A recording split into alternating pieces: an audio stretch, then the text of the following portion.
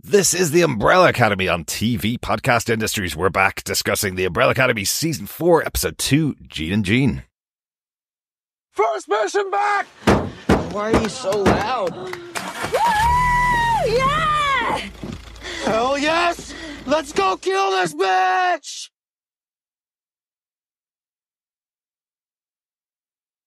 This is a rescue mission.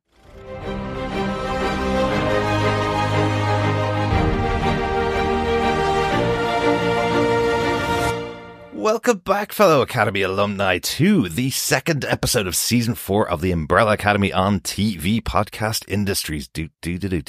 I am one of your hosts, Derek.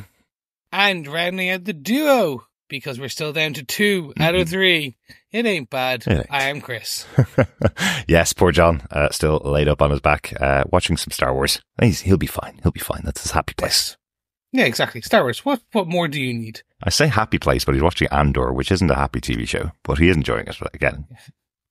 Oh God, I need to go back and really watch that. I'm going to wait for season 2 and then just do a run in at it. Watch it anytime and watch it a third time before the second season because it is great watch, well worth watching again.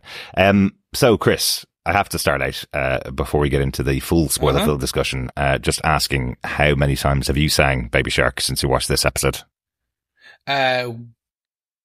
Too many. It's close to 1 billion, isn't it? Because that's pretty much what was happening to me. It's got straight into my head again. And you don't even have a child that's old enough to make you play this song. And I don't have a child like that. No, he does. He does. Oh, does he? Okay. Yeah. We are currently in Australian Wigglesland. Oh, right. Which is interesting because they do a lot of different songs. Yeah. The Rattling Bug. Okay. Wheels on the Bus. Baby Shark. Oh, dear. Monkey Man with Kylie Minogue. Oh, right. There's one. Yeah. It's an odd one. Yeah, it's an odd one, but it sticks in your head. Or the one that really, really sticks, and anyone with a kid around the same age or something similar will know, the Marshmallow Song by The Wiggles. It's an earworm. It's a parasite. So is it worse than Baby Shark? Oh, it's close. Okay, because I think this is probably the worst. And you know, and again, I'm sure you've seen the episode by now, fellow Academy alumni. We don't need to tell you this is spoiler filled, but I think they used it so well in this episode because actually, even though on screen it's saying, you know, an hour passed or 3 hours passed, they are just playing the song through once. Well, because it's so irritating, it makes it feel like they've been playing it for 3 or 4 hours, or 13 hours at one point, when they have their time jump. But it does really great, as a song. So, I just wanted to start out just talking about Baby Shark, but we are going to get into our full discussion about the episode. If you haven't subscribed to the podcast, please pop on over to our website at tvpodcastindustries.com where you can get access to all of our podcasts, including the specific Umbrella Academy podcast, which has all of our episodes about Umbrella Academy on there, in case you missed any of them over the years. You can also join us over on our Facebook group at facebook.com/groups/tvpodcastindustries. And if you want to leave us any feedback, there are spoiler posts over on the Facebook group, or you can email us to feedback@tvpodcastindustries.com with your thoughts about any of the further episodes of the Umbrella Academy, or just to say hi if you want to. I'm there. I'll chat with you about whatever you want to talk about. I'm there, but I just lurk. I don't talk. I talk too much as it is in my life. It's a bad thing. You be happy that I'm there and shutting up. Otherwise, I talk too much. But you did promise that you would put up your review of Deadpool and Wolverine since you missed the podcast because you didn't get the chance to go to the cinema in time. I did. We're going to figure that one out because I think I need someone to, I want to say ramble with, but to be fair is probably rein in. Are you asking me to edit your Facebook posts as well as your podcast, Chris? I can't do that. No, I think just edit me. Write down your thoughts, put it into ChatGPT, ask it to edit it down to a small Facebook post, and then pop it on the group. There you go, Chris. Sure. I'd rather use Gemini because who uses ChatGPT? Company man. Anyway. Oh, yes. Anyway, let's get into our episode details with who gave us what, where, when, and how for Gene and Jean. Once again, yes, of course, the show is created for television by Steve Blackman and developed by Jeremy Slater, based on the comic books by Gerard Way and Gabriel Ba. This episode, again, was directed by Jeremy Webb, who directed episode 1, and the teleplay for the episode was written by Molly Nussbaum and Robert Askins, and the story was written by Molly Nussbaum Robert Askins and Jesse McCown. We mentioned Jesse McCown last episode as well as one of the major writers in the writers' room. So yeah, lots of people involved. Molly and Robert, first time on the show, obviously under the guidance of Jesse McCown for this episode. Yeah, and they definitely take it to some places. Yes, they do. So, Chris, do you want to tell us the synopsis for The Umbrella Academy Season 4, Episode 2, Gene and Jean? Yes. Or, in the immortal words of our laid-out friend, sure. With a version of their powers restored following Ben's intervention, the unhappy Hargreaves take a road trip to New Crumpton, Maine to find Cy Grossman's missing daughter. This Christmas celebrating town has a nasty underbelly. From antique dealers to Santa's elves, everyone is gunning for the family. They narrowly escape after finding Jennifer, but she has no idea who Cy Grossman is. Before they leave, an imposter from town shoots Klaus. As he's at death's door, the family force him to take the marigold against his wishes. Just as he recovers, cult leaders Jean crash into the Hargreaves van. As it tumbles through the air, Jennifer and Ben's hands clash with explosive power. While the family's unconscious, the Thibodeaus take Jennifer with them and learn that Lila has infiltrated their group. Yeah, lots going on in this episode. You did mention, before we get into our kind of big moments from the episode, you did mention that this felt like a kind of end of year release. Was like, this 100% confirmed it for me, but it was like, oh, it's Christmas. Oh, they meant to like release this originally at Christmas time.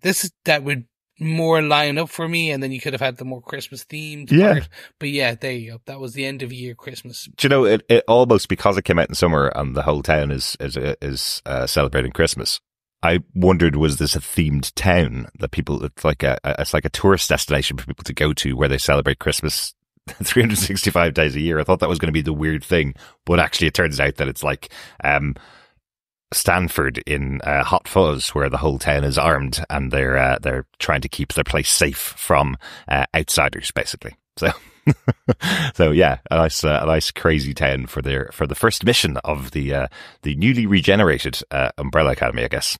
Or is it the Sparrow Academy? Or is it a different type of academy? Who knows?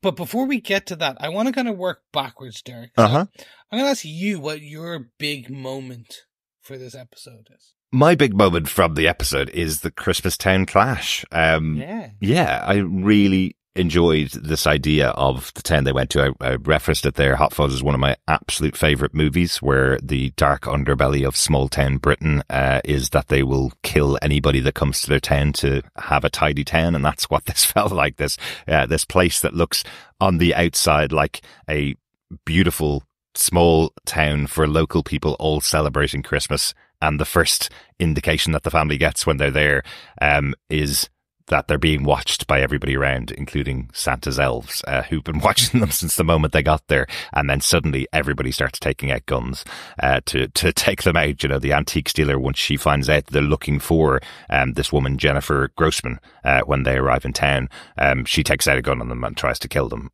But luckily, the team are able to fend off the members of the town. But yeah, I really like this idea. There's some great action sequences with all the family having their powers back.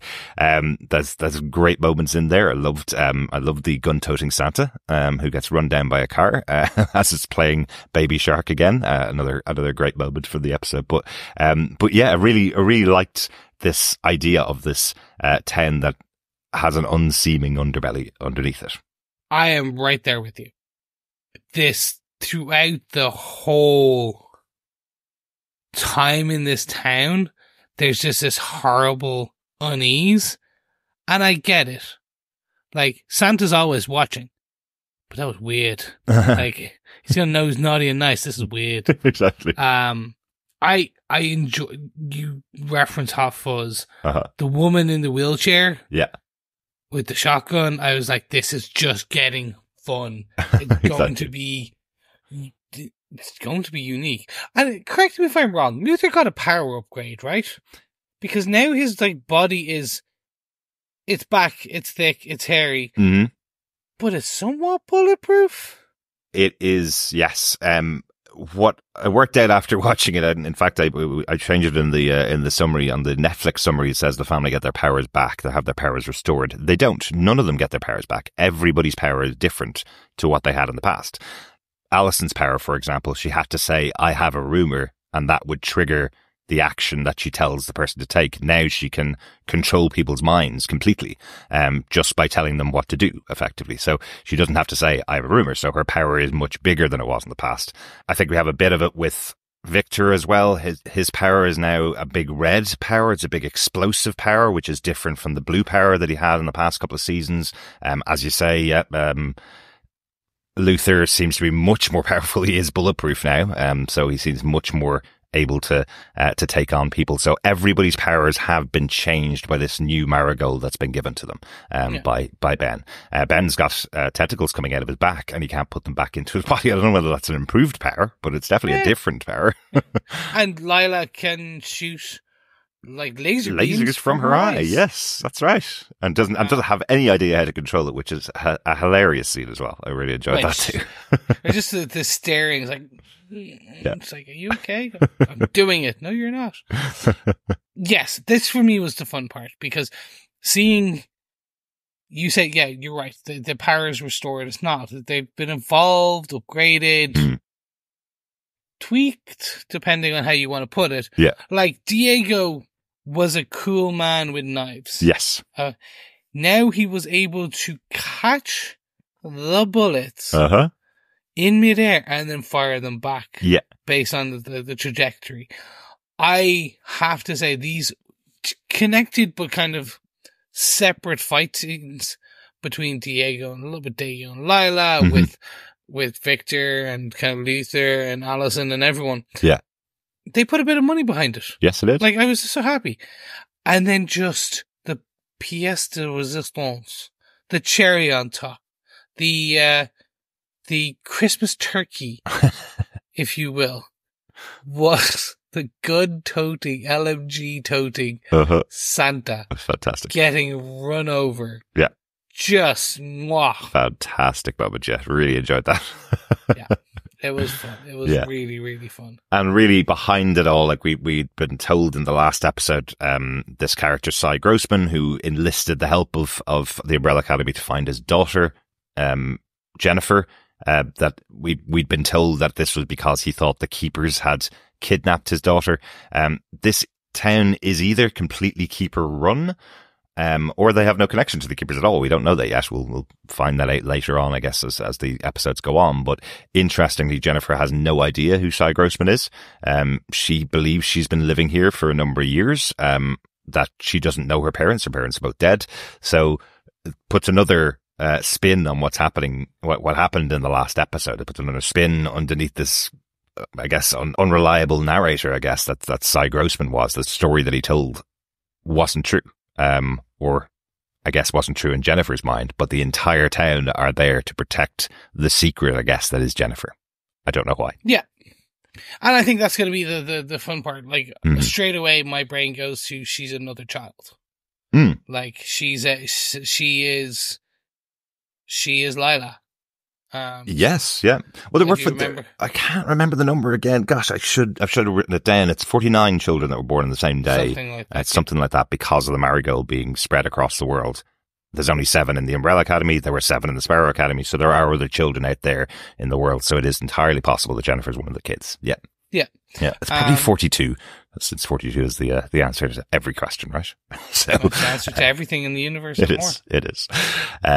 But yes, it's an interesting twist on what the tale is. They went there thinking they were going to be finding this child that had been kidnapped, the daughter of Cy Grossman, and it turns out the entire town is there to protect her from being taken and to take out anybody that comes asking about her. Basically. Yeah, and then again is like, are they the actual good guys? Are they people destroying, that they were stopping them? You mentioned that that kind of unreliable narrator. I want to call it trope. It's not a trope. No. That's probably the wrong way. Yeah. It's a good tool used by screenwriters in that if you think of any of those spy films or action films where suddenly things go sideways, Mm-hmm. usually they have that unreliable narrator aspect where someone is sent to do something. Yeah. Turns out they were sent by the wrong people. Yeah. Or they weren't. And I think the "or they weren't" is the interesting bit. Is, Yeah. okay, maybe he's not the dad, Mm-hmm. but maybe there's more to it, and maybe she's the evil one. Who knows? Mhm. Because you hear Ben is like, yeah, let's kill her. Well, that was by mistake. He wasn't. He had no idea what he was doing. He was just hyped up for it. But like we said, it's not just that the powers are restored for the family. It's that they're all really sick as well. So it's not just the powers are restored. So it's not the same. So I think Ben was just speaking out of sickness there when he was saying let's go kill her. So Sure, he just didn't really know. maybe he's just seeing the future. Who knows? But I did mean to mention, you called it out there, that is she possibly one of the other kids? There is that big moment right at the end of the episode as the Jeans crash into the family vehicle, that Jennifer and Ben's hands touch, and there's kind of an explosion that goes off in the touch of the two hands. So that is entirely possible that there is a power inside her, as there is with the rest of the Hargreaves family. So, so yes, another indication she could be one of the people born of the Marigold. Yeah. I have this lovely theory that, because like they aren't in their universe, that she's Ben. And when there's a whole thing that the same thing cannot occupy the same space and time. Yes. Yeah. So it's that whole, like, she's just Ben. Like, she is a female version of Ben, a multiversal version of Ben. Maybe. And, like, basically, like, you're going to find out that there's another Luther. There's another Allison. Maybe. There's another, and they just, because they've never met or touched, when they do, like, you're basically putting the positive, negative, two things that are exactly the same when they shouldn't occupy the same space and time. Yeah. And I like that. I like that. It's a good theory. I know in the Umbrella Academy, it's established that if you meet another version of yourself, you get sickness from it. You fart constantly, as we saw from Five meeting the older version of himself last season. So I guess maybe them all throwing up all the time, was that an indication that they were close to other people like themselves? Maybe that was why they were all thrown up. Yeah, or like because they're throwing up, they just didn't know, and they don't notice. Mm-hmm. They're meeting another sibling. That's why I was like, "Ooh, maybe they've just covered the sicknesses is covering the farting, maybe because they're already puking and farting." Yeah, just it'll be interesting. I like it, Chris. I like it. Let's see how that plays out for the rest of the season as well. I'm sure, obviously, going to learn much more about Jennifer and who the character is as the season goes on. But yes, my big moment was the Christmastown clash. What about yourself, Chris? What's your big moment from the episode? I'm going to bring it back to the Hargreaves. We talked about it as where were they and what were they all doing? And this is an interesting one because, they're all called repowered rather than deep. They're repowered in some form or fashion. And for different reasons, like they're all happy or not happy about it. And I want to kind of tick into, again, you see that beautiful scene where they're in the car together. And Baby Shark. And you get that everyone's been hungover. Everyone of a certain age has been that level of hungover where you're traveling, you're like, oh my God, I'm going to kill that next thing. And it's this whole car journey of that. And it's just fun. And it brings it back to why this show works. Because this grouping of actors and characters, again, they're being written by this writer's room. Yeah. Work so well together. And really, like, you do. I'm going to put a pin in it, park it in the corner here. Okay. We will get into Klaus not taking Marigold. Yes. Definitely cool. And then to end up getting it by the end.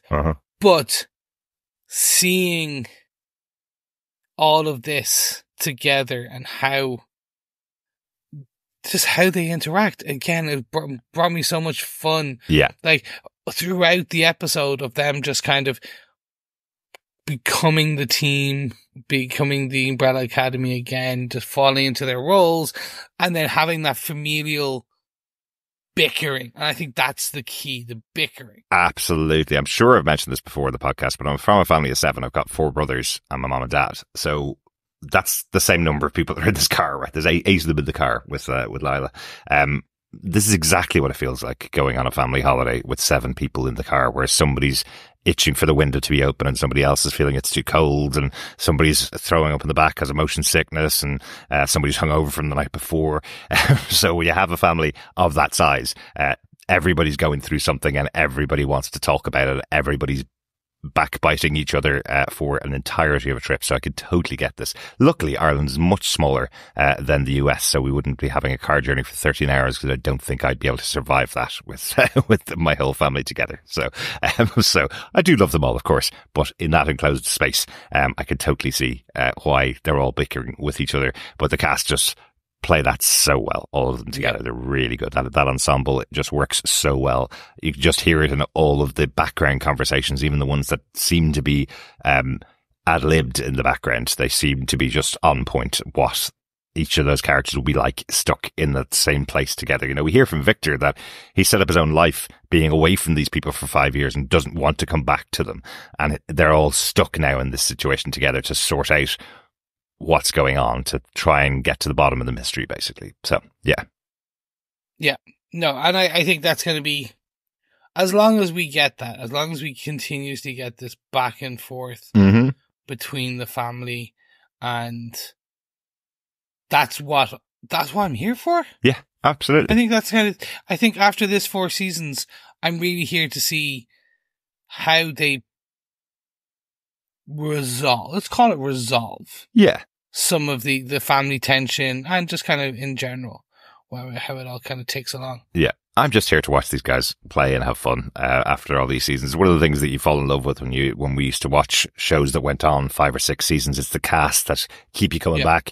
Whatever adventures they get into, that's fine. But it's all about the cast, definitely. So we talked about a lot of the powers that they got back, and as we mentioned, a lot of them are quite different from the powers that we've seen them use in the past. But a couple of ones we didn't mention before. So let's talk about Claes in a second. But Five's power has changed quite significantly, hasn't it? Yeah, because it looks like he can't teleport, but he can, but he teleports to a subway. Yeah, a subway that goes to an alternate universe. Yeah. Different timeline. Let's call it a multiverse. It is, we're going into, sure, look, it is 2024. Every property and IP must have some form of multiversal craziness. Be it whether you're DC, Marvel, Image Comics, or in this case, the Umbrella Academy. You must be talking about multiverse because, of course. So it's interesting to see, like, that he's going to, it is that, like, he went to the same time, the same location, but slightly different world. Yeah. Yeah. By using the train. So now we finally have an explanation for all the posters for this season, with the crazily convoluted tube line, which was what the posters for this season were. So this is where he's able to choose a train and it takes him to a different timeline, I guess. What an interesting and very different power for Five to now get control of. He was just about getting control of his slipping in the last couple of seasons after his first foray with the slipping in the first season led him to be in an apocalypse 50 years in the future. So over time, he started to work out how to use that power. This time, he's trying to work out where his power will take him. But it seems to take him to a very unusual subway station.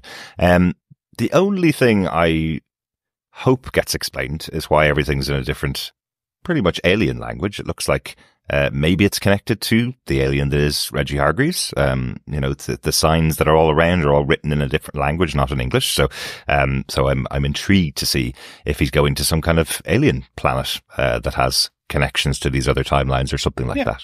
Yeah, I'm of the opinion it is connected to Hotel Obsidian, from that machine.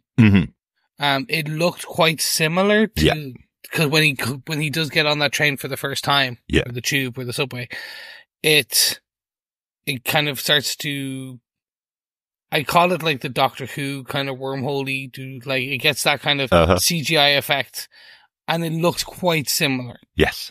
So that's why I'm kind of the opinion it's a remnant or connected to or something to do with the universal power that they used at the end of season 3. Yes. And again, I'm making assumptions. And if you've listened to our show, be it the Umbrella Academy or any of our other shows, you will know I make assumptions. I make predictions. Yeah. I have an amazing hit rate of 0.01%. It is, come on. I am batting for not gold. No. But we have done 1,000 episodes, Chris. Pretty much. We're closing in on 1,000 anyway. And you've definitely got a few things right over the years. Yeah, a few things. Thank you. As we Less say, than 10. But as we say, we know most of you, our fellow Academy alumni, have watched all 6 episodes of the show. We haven't. We're not running ahead. We're watching and then recording a podcast. So even though we're making predictions, they're not based on anything and any future ahead look, which we probably should have done. I really should. At this point, I should just watch it all, skip to the end and go, do you know what my thought process is? Blah, blah, blah, blah, blah, blah, blah, blah. But that would ruin the fun of podcasting each episode. Exactly. But any of the other powers you want to talk about that the Hargreaves have? No, more just the lack of power. Let's move to Klaus. Yeah. Because I actually enjoyed this. Mm-hmm. He is so risk adverse. He didn't take the marigold. Yeah. And I found that so, the alcoholic, the joke taker, the one who you expected to down it all. Yeah. Didn't. Yeah. And to see that he is then have the powers hoisted upon him. Yeah. It's going to lead to so much strife. Yeah, absolutely. But I suppose if you see it through Klaus's mind, and, we've seen his journey over the last few seasons, he was going down that path of taking all the drugs and the drink and the sex and everything that he was doing because of what the powers did to him. The fact that he could see dead people everywhere drove him insane in a way. And the only way he could cope with it was going down the path of having all the drugs and the drink and sex, basically. That was his way of coping with it. But those two things aren't great for Klaus, and he kind of sees this as his second chance. Him not having the powers means he can keep himself safe, and if he keeps himself safe, then he stays alive, and he doesn't have to experience the trauma that he experienced by being able to see dead people all the time. So, and what Reggie put him through to test him with those powers, where he was putting him in rooms with multiple ghosts, forcing that trauma on Klaus. So he has a new chance here. So you kind of see why Klaus would be the one to say, I don't want those powers back. I would say him and Victor are probably the ones I would say most wouldn't want their powers back, because Victor caused 2 apocalypses by his power, right? So it doesn't want that back. It's way too powerful to control. So luckily in this episode, he only blows out windows of the car with the power. So, but yeah, I can kind of see it. But yes, you see, because he's shot and because he's going to die, and they have an ability to save Klaus, the family choose to. And Allison's the one that pours the marigold on the open wound, the gun wound, to Klaus, and he is brought back to life. Yeah, and so I completely forgot about Hargreave Reginald putting him into the room with all the dead ghosts. Mm-hmm. I completely, that just was, oof. Yeah. Completely forgot about that. Because we didn't realize that his power was actually that he can't die. Hargreaves thought his power was that he could see dead people. And that was a side effect of the power that he can't die. So yeah, that's when we got the flashback to what he did to him as a kid. Yeah. Yeah. Completely forgot that. Yeah, awful. Yeah. Sometimes this is like, you think this is a fun, like all ages fun show with a bit of swearing. Yeah. No. This was a dark one. Yeah. It goes dark sometimes. Yeah. Yeah. So like that's for me was really like Lila with her, what was a mimic power is now Cyclops' power. Let's wait and see. Well, yeah. She was able to have the abilities of everybody else, wasn't it? So she was able to take the abilities of everybody else. But now she has one specific ability, which is shooting lasers out of her eyes, completely uncontrolled. But she is able to use it. She gets to use it in that Christmas battle. And luckily it comes on just at the right time, which is good. And just the one thing I will note, Allison doesn't need to use words. Interesting. Yes. So is that a power upgrade? Because we'll see. Yeah. Because she basically controls the person. Uh-huh. Used to be, as you said, I heard a rumor. That's no longer the case. Mm-hmm. So I feel some of them have been upgraded. Some of them have been altered to a degree. Mm-hmm. Yeah. So, like, again, saying that, like, Five's power is still jumping, but slightly different. In Yes, a different exactly. way. Well, it's a very different way they got their powers here, right? The Marigold originally went into women, gave them children, and those children were born of the Marigold, basically. Here, they're all drinking a shot of this liquid. I think this is a funny moment when they talk about it going, maybe it's Marigold, maybe it's something else. We don't really know. Are you really going to swallow that? You know, and last episode, they're kind of going, what if it isn't? What if they're just guessing that it's Marigold? What, you know, it could be something completely different thing. Exactly. It could be just shot to Goldslager. Yeah. But no, it is something anyway connected to the powers that they got in the past, but it is different from the way that they originally got their powers. So I presume as they're all adults now, they're manifesting in a different way than they would have manifested in the past. So, and they came on pretty quickly too. I presume the kids didn't have the powers instantly when they were born. They grew and the powers grew with them, because it wasn't that the first story originally about Vanya that she hadn't actually shown her power by the age of 12 or 13 when the rest of the kids got theirs. So, yeah. Exactly. Otherwise, you would have had some child claw its way out of his mum's stomach. Exactly. And that's a whole other story. Yes. It's a different show. That's The Boys. Mm-hmm. It is, absolutely.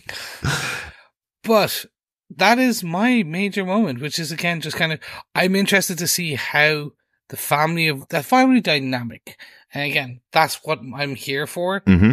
So let's wait and how that evolves. Because we're 2 of 6 now. Like, that is, that's a significant whack old into, we're a third through. And it's just this episode. I was like, this is what I'm here for. This family dynamic. This is going to give me more of this. And I'm a happy man. Not saying I'm not intrigued by the Christmas Town clash, as Derek so put it. So let's wait and see. Yeah. Yeah. Absolutely. Absolutely. Anything else that we need to talk about from the episode, Chris? Anything else we haven't pulled out? Gene and Jean. Mm-hmm. Let's talk about Gene and Jean. Mm-hmm.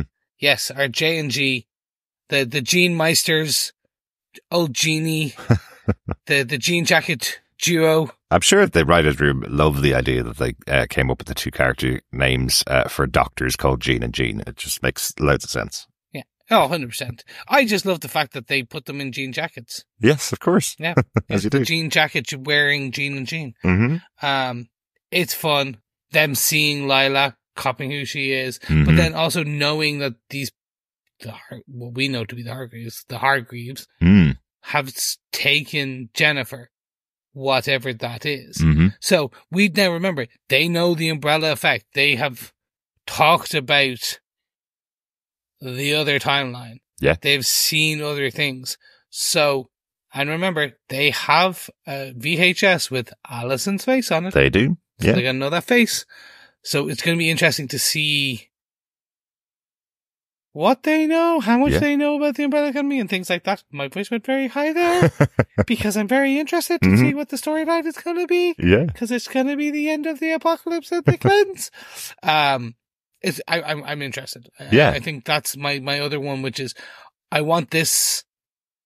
This is it now. This is okay. We've got our storyline. We've got our beats. We got our understanding. Tell me more about Jennifer. Tell me more about Gene and Jean. Yeah, exactly. Let's kick off. Yeah, we'll definitely see more. An interesting thing that I just noticed in my notes there that we hadn't mentioned. So I had wondered whether the town was connected with their group, the Keepers, or not. But Luther mentions that everybody in the town was wearing Hargreaves outfits, was wearing Hargreaves bulletproof vests, that kind of stuff underneath their clothes when he was beating them. So I guess it's connected to Hargreaves rather than the Keepers. So this is Jennifer must be his secret, I guess. Must be connected to Reggie Hargreaves because he's a big player in this world, as we saw at the end of last season. Still haven't seen him on screen yet, but he was a big player in this world, as we saw at the end of season 3. So, so I guess Gene and Jean kind of just made the Hargreaves family do their job for them. So they didn't go into the town. The Hargreaves family got the Umbrella Academy, grabbed Jennifer, and then they grabbed Jennifer off them. So I guess that might have been their plan. But yeah, interesting that they learnt about Lila in there. One of the other things we didn't mention, which I did want to talk about, is Diego shares his suspicions that Lila is cheating with Five, who is the one that he thinks Lila is cheating with, even though he doesn't know it because of his amazing mustache and amazing disguising skills, which I just think is a really funny moment, that he thinks that some greasy Greek guy was taking her out because of his pencil thin mustache that he sees on Five's face. Never trust the Greeks. Never trust the Greeks. Apparently, according to Diego, anyway. That does not represent the TV podcast industry's opinion of Greek people, Chris. No. Agreed. I love Greek food. So yeah. We're hopefully going there in a couple of months' time. Ooh, Greece. Not me. Mm-hmm. They are. We are. Yes. Yeah. Honeyman is calling. Yes, the royal we, not the we that is on this podcast. Yes, exactly. You never know. I am. You may turn up on our honeymoon. Yeah, exactly. I might just sneak along in the suitcase. Excellent. Take a sneaky photo. Well, I'm bringing that clip for the podcast if you do, Chris, and I will play it to any Greek person that might listen. Thank you. I'm never going to be allowed in Greece. Exactly. Okay. You're interesting about the Hargreaves. You're right. That is also partially why I think that I have this theory about it being alternate versions of the actual Umbrella Academy of the kids. And I'm hoping now we get to see other cities, other towns, where it's just other versions, other Luthers, other things. Be just fun. Yeah. Like a giraffe version of Luther. Who knows? Very good. Anyway, very good. With those thoughts, Derek, what did you think of this episode? Tell me your final thoughts. I enjoyed this a lot more than the first episode. Not that I didn't enjoy the first, as I said. And I just think the team being on a mission this quickly after getting their powers back, it's always fun to explore that. The cast are fantastic, but what's definitely fun to explore is how different their powers are. How are they going to control them? Do they know what their powers are? How are they going to explore the world? That's always fun. The car trip was hilarious. Thought it was a great idea to have Baby Shark playing for 13 hours as it slowly drives everybody insane who's already sick in the car. I thought that was a great idea. But yeah, really fun episode. Really enjoyed this. And it's doing everything that I enjoy with the Umbrella Academy, which is basically put these 8 characters on screen together. So yeah, great stuff. Who doesn't love a gun-toting Santa Claus as well? Of course. How about yourself, Chris? I'm very much there with you. We're off to the races. We have the powers back. We have some additional mysteries. It is very Netflix styled, which is the last 30 seconds really make you go, oh my God, I need to know more. Exactly. So I really wanted to binge in. Uh-huh. While I say we're off to the races, I still feel there's this molasses of a storytelling right now, in that just it's drip feeding me the pieces, but I'm probably used to more now. We'll call it the boys storyline telling, the Invincible, where it's a lot more fast paced, a lot more things are happening, a lot more storylines. Whereas this is, and the Umbrella Academy has been a story about the family. There's not the greater impact on the world right now, usually just an apocalypse. It's a very simple storyline. I don't mean that in a bad thing. It's like, there's an apocalypse, there's the family, they need to stop the apocalypse. Exactly. Usually one of them is the cause of the apocalypse. So I suppose a part of that has made me go, it feels the storyline is slightly trudging through molasses, just slightly slow, not too fast, but not as fast as I would want it. Right. So I'm happy, as you said, definitely better than the first episode. Definitely kind of the gears are starting to spin up. I enjoyed it, but just want a bit more, want a bit faster. Give me all the information. See, if you didn't podcast about it, Chris, you could know it all by now. I could be, but no. The dictator that is our illustrious editor, Derek, has made me do this, and I much preferred. I genuinely didn't tell Chris that he couldn't watch ahead, especially because we were delayed. I promise you, he could have watched ahead, but he chose not to as well. I chose not to. Because it's fun. It's fun. I also am blinking multiple times for our listeners. It's true. What he is saying is all true. It's great that doesn't work on a podcast. Good stuff. Well, let's hear a little bit from our fellow Academy alumni in our feedback section, which is called Messages from the Future. I forgot that. That's what we called it back from season 1. First up for our Facebook group, Dr. Bob Phillips says, it's the Umbrella Boys crossover that I thought nobody would attempt, but they did. The second most important question left unanswered to me was, who is looking after Claire? And the question of greatest importance is, what twisted mind put Baby Shark on? Just after I'd managed to clean it from my brain. All pediatric folks have needed therapy after that bloody tune infected the world. I can only imagine what it must have been like with hospital radio when that song was out in the world. It must have been played at every 3 or 4 minutes, or for 13 hours straight. I'm going 13 hours straight. Do.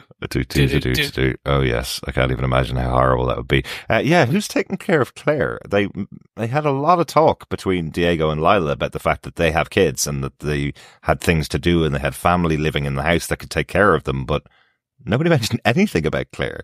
The sole reason why Allison made the deal she made and came back from the other universe was for her really important daughter. But she never even mentions where she's gone. Oh, she did. Oh, sorry. That's not right. At the birthday party, they said that Claire was going to stay with her cousins, which would be Diego and Lila's kids. So she's with Diego and Lila's kids. There you go. Just remembered. That was a conversation they'd had, wasn't it? Because Claire didn't want to go to the birthday party, but Alison said, you have to go. We've got a big thing on tomorrow. You have to go, and you're staying over with your cousins. So she's with the cousins. There you go. Asked and answered, as you say, Dr. Bob. Yes, and Dr. Bob, need I introduce you to Dr. Shark, Dr. Shark, Dr. Shark. No, Chris, don't do it. Don't do it. The doctor is in the house or in the sea. There you go. And yes, you're right. The violence in the episode did feel like the boys, definitely. So yes, the Umbrella Academy, but with a bit less versus blood. the boys. Bit less blood. Because it's again still Netflix. Christmas theme boys. Yes, exactly. Oh, we've seen that. Oh, we definitely seen that. Thanks, Dr. Bob. We also have some feedback from Heather Wallace, who had this to say, the road trip had such true sibling vibes. Mm-hmm. The bickering, the whining, the vomiting, and cranky dad Diego at the wheel, not wanting to stop, was spot on. Baby Shark on Endless Loop was hilarious. I saw Tom Hopper in an interview a few years ago say it was the song he had most hated in the world because his kid kept playing it. There you go. That's the evil genius behind the choice of Baby Shark. He really annoyed and peed off some writer then. They could have chose any song. They could have done anything. But they chose that. Tom, who did you insult so bad? Come on, Tom. Tell us all. Thanks so much, Heather. Absolutely. Thanks, Heather. And as I say, yeah, definitely had that road trip vibe. Had lots of flashbacks to my childhood from this episode. And one final piece of feedback that came in on email, and I forgot to put it in while I was originally recording, but it came in from Christina from Black Curl Couch Reviews, who says, hey, it's rather nostalgic to be in the final season of the series, but due to the mixed emotions about season 3 and the long wait, the excitement is kind of muted. Finding out that we're only getting 6 episodes made me both dismayed and angry, since Vikings Valhalla got 10 for their final season, and it certainly didn't deserve it. There's a lot of familiar tones that leaves me with trepidation, but I am hopeful this last ride will end with at least some answers to some long mysteries. Such as, why did an alien create these children? What happened to the other children? Are they the only ones with these powers? Are the Hargreaves aliens too? I mean, technically they'd be mutants, right? Did Luther need to be a stripper? There's just nothing attractive about this character anymore. Will Diego ever catch a break and get a win? The most relatable moment in this episode was Allison dealing with a teenage girl, keeping a vape pen nearby, and then Lila going outside the car to puff past the magical dragon to avoid the insanity that is more than 2 children in the same vicinity in a confined space. Keep up the great work, lads. Christina, aka Black Girl Couch Reviews. Thanks, Christina. That's great to hear from you. I'm glad you're starting out the journey of Umbrella Academy season 4, the final season. Yeah, I'm going with what they're giving us for the final season. I know it's a bit of a shame that they're only getting 6 episodes, but there was that interview with Steve Blackman who kind of said he wanted to put a capper on it, had enough story to tell for the 6 episodes, and didn't really feel like he could do a full 10-episode season. So hey, guess that's the benefit of the show being on Netflix. They would have to fill out a 10-episode season and just expand it for the need to expand it. So hopefully he'll get us something great over the course of the 6 episodes. As for Luther being a stripper, I think it's just a point that he had to put up with that ape body for so many years that now he's finally got his real body back, that he thought, of course I'm going to show off my body to the world, but not a great stripper, unfortunately. As for Diego, seeing him have his superpowers back now, or even a better version of his powers, as you see him delivering that postage, maybe he is getting a bit of a win, but Lila doesn't seem as impressed with him with his new powers back as I think he expects her to be, but I guess we'll see how he plays out for the rest of the season. Great stuff. I hope you're going to be following along with us for the rest of the season. Thanks so much for sending in your feedback. Please keep emailing it in to us to feedback@tvpodcastindustries.com or pop on over to the Facebook group and leave it over there on one of the spoiler posts for each of the episodes for The Umbrella Academy. And of course, thank you so much for joining us for this episode. We'll be back next time with our discussion about The Umbrella Academy, Season 4, Episode 3, The Squid and the Girl. Interesting. Is Ben the squid? Time will tell. Yeah. Yes, thank you so much, and I look forward to the discussion. Don't forget, if you want to get your thoughts and your feedback, head on over to tvpodcastindustries.com or feedback@tvpodcastindustries.com or go to facebook.com/groups/tvpodcastindustries because we want your feedback on episodes 3, 4, 5, and 6. Until then, thank you so much, and we'll speak to you again soon. Absolutely. Bye. Keep watching, keep listening. We'll speak to you again next time. Bye. Brolly dollies. There you go. John would kill me if I didn't say it. Bye.